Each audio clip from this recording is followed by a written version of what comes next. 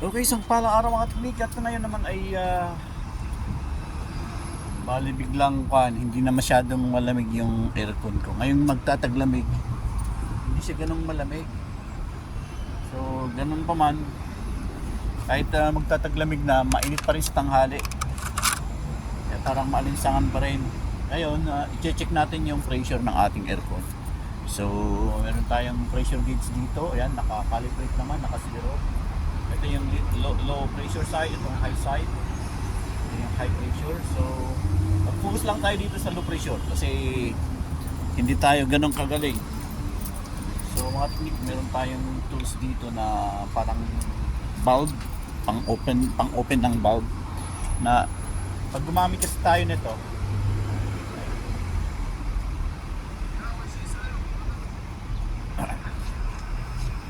pag gumamit tayo ng walang opening tsaka closing tong valve na to, parang merong kaagad pressure na tatakbo dito. Unlike ito, meron siyang opening tsaka closing. So magandang klase ito.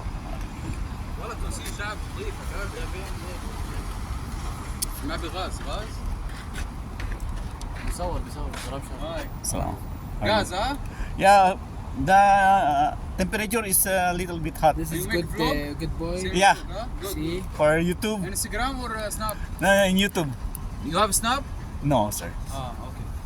Para masigurado natin nakabukas, dapat yung pinaka needle niyan sa gitna nakakansya. Pasok sa loob. Yan.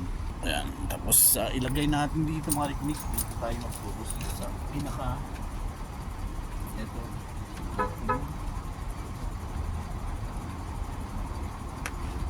Yung ating low pressure. Sa low pressure tayo mag-focus.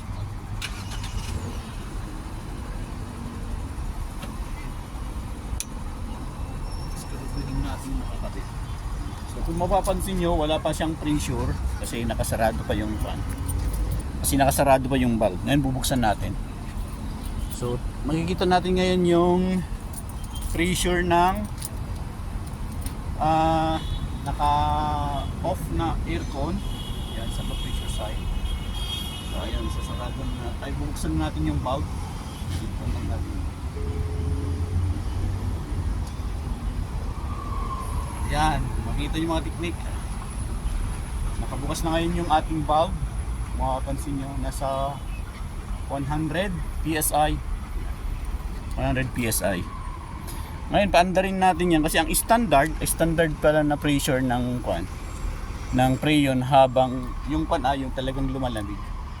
Ang standard pressure niya dito sa low side is from 25 to 40 mga ganun. 25 to 45. Chinad GPT ko eh. So tignan natin kung pasok yung ating pressure pag naka-on na yung ating aircon. Yan, pandarin natin.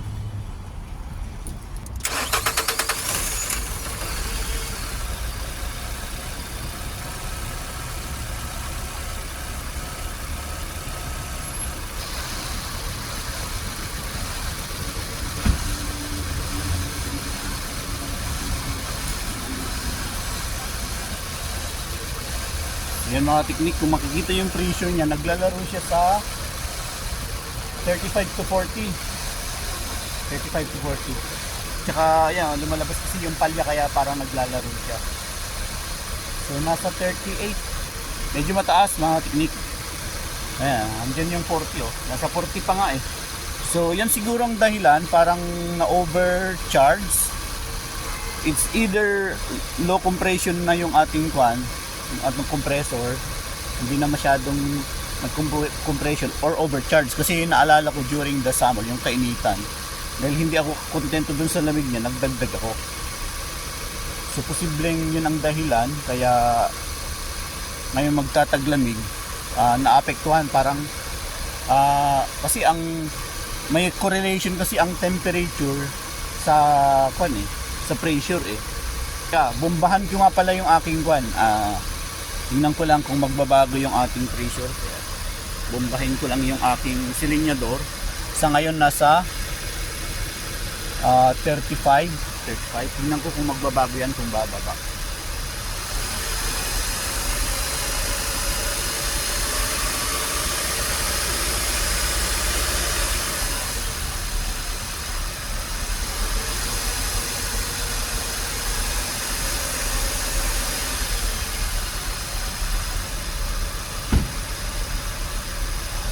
mapapansin din natin dito sa low side, dito. May kunting lamig lang, hindi siya ganun kalamigan dito sa ating low side. So yan mga teknik, nung tinignan ko, plinayback ko yung aking record during nung tinaasan ko yung silinyador ng ng 1,500 RPM. Kasi yun yung nasa ChatGPT, dapat ang RPM mo nasa 1,500. So nung binurburo ko ng 1,500, bumaba ng 20. So ibig sabihin, kulang yung preyon. So yun yung ating judgment dyan, kulang yung preyon. So ayan, naka-standby lang kasi pasok pa rin siya dun sa standard na 35. Kasi 25 to 35 ang sinasabi ng ChatGPT. So pasok siya dyan. So palagay ko kulang ng preyon. Pwedeng meron siyang tagas, maliit na tagas. Okay, yun ang ating judgment dyan. Siguro try kong makabili ng bumili ng refrigerant.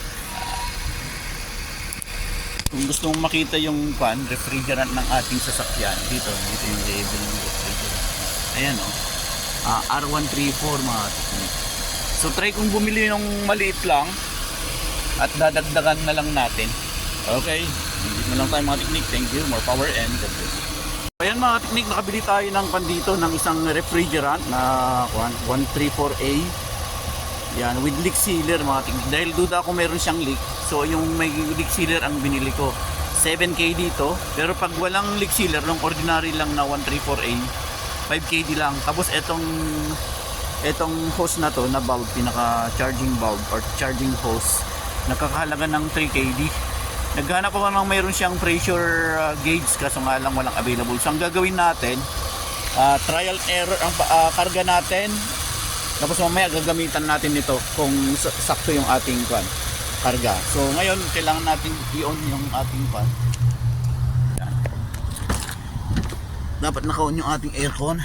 Yan, on natin. Sakat na lang natin. Tapos ito. Yan, this time naka-on siya.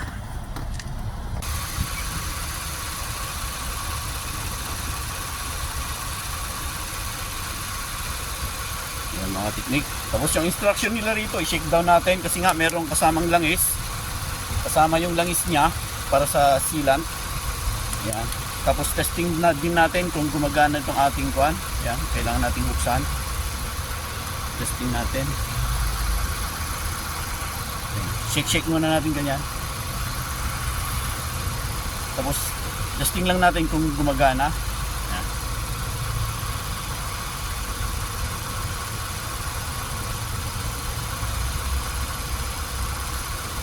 Yo, mga teknik. So gumagana siya. Tuloy natin dito ngayon. Yan. Mahin lang yung kanyang lamig.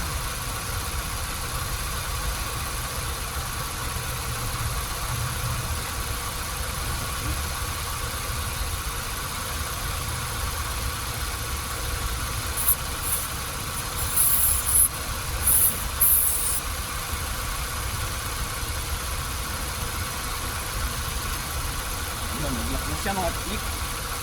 Nag-lock na siya. Kargahan natin.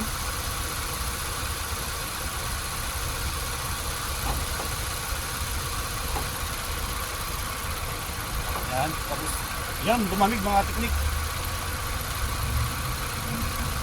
Ayan, lumamig siya So, sarado muna natin. Para sigurado. Yan, lumamig siya ng konti. Tingnan ko lang doon.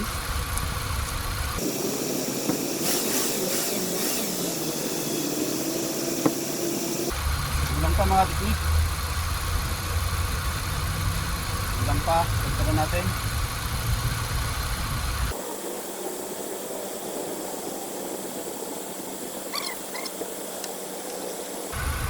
Ayan, lumamig siya. Ayan, may lamig. Sa pakiramdaman nila mga teknik, magigita rito, mapapakiramdaman dito.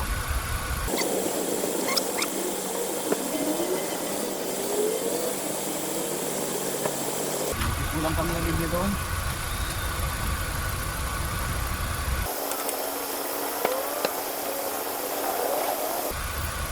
Yan, Mas malamig siya ngayon. Mas malamig siya ngayon. Check natin ulit.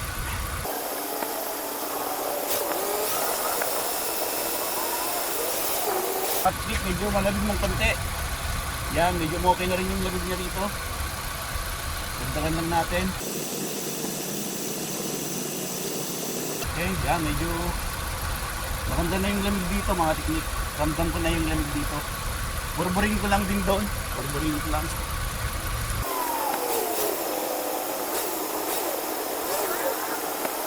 Maganda yung kanyang lamig na doon sa loob.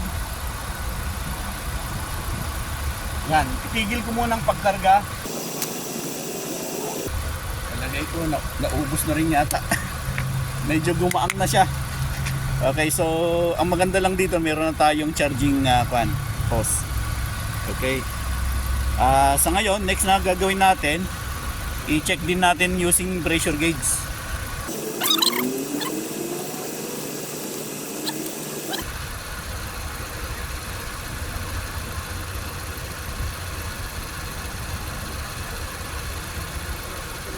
Yan, nasa 35 mga feet.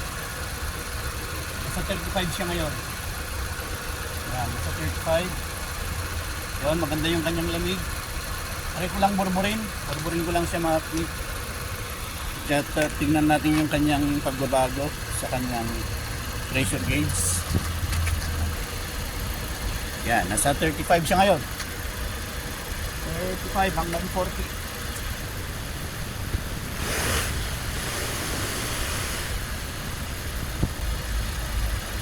Yan mga teknik, napakaganda yung lamig niya na sa loob. Ayan, i-review ko kung ano yung inabot niya. I-review ko lang yung record kasi mag-isa lang ako. So yan mga teknik, base dun sa lamig sa loob, okay na po tayo. Tapos base sa pressure dito kanina, umabot ng nasa 25. So okay, pasok na yon. Yan, sarado na natin. Sarado na natin, yan. For safety to mga teknik. Yan. Para walang yun na sisingaw pag kabit tanggal tayo. Sulit natin yan. So ayan nakaniknik, praise God, at maganda na yung kanyang lamig. Ayan, so sana yung ating inilagay na may leak. Ang pangalan ito, meron siyang pangkuan ng leak. Eh sana effective yun mga teknik, kasi yun ang binabayaran natin doon. Ayan oh, ang ganda na ng lamig, hindi katulad kanina na naku, parang ang pakaramdam parang lalagnatin. May kunting lamig pero hindi ganoon kalamig. Kaya praise God at salamat sa ChatGPT. Sa tulong ng ChatGPT, ayun ang karunungan ng Panginoon. Binibigyan niya tayo ng karunungan. Tinuturuan tayo kung anong dapat gawin. Kailangan lang din natin ng lakasan ng loob at gawin natin sa sarili natin. At sa magitan na yun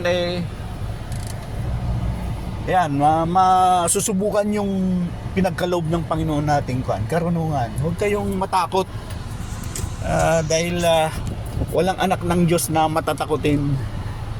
Yan lang ang mga techniques. So praise God, ayan napakaganda na yung kanyang aircon. Malamig na po. So, yan, magta-travel tayo pabalik, pauwi. Yan. So, napatunayan merong leak. May leak po siya. Yan, nakatiklik. So, ayan, sarap, may lamig na. Hindi pa to tumatakbo ng mabilis kasi pag naka-standby, parang hindi makakuan yung lamig niya how much more pag tumatakbo na. Okay, so hanggang dito lang tayo mga technique. More power sa inyong lahat and God bless po.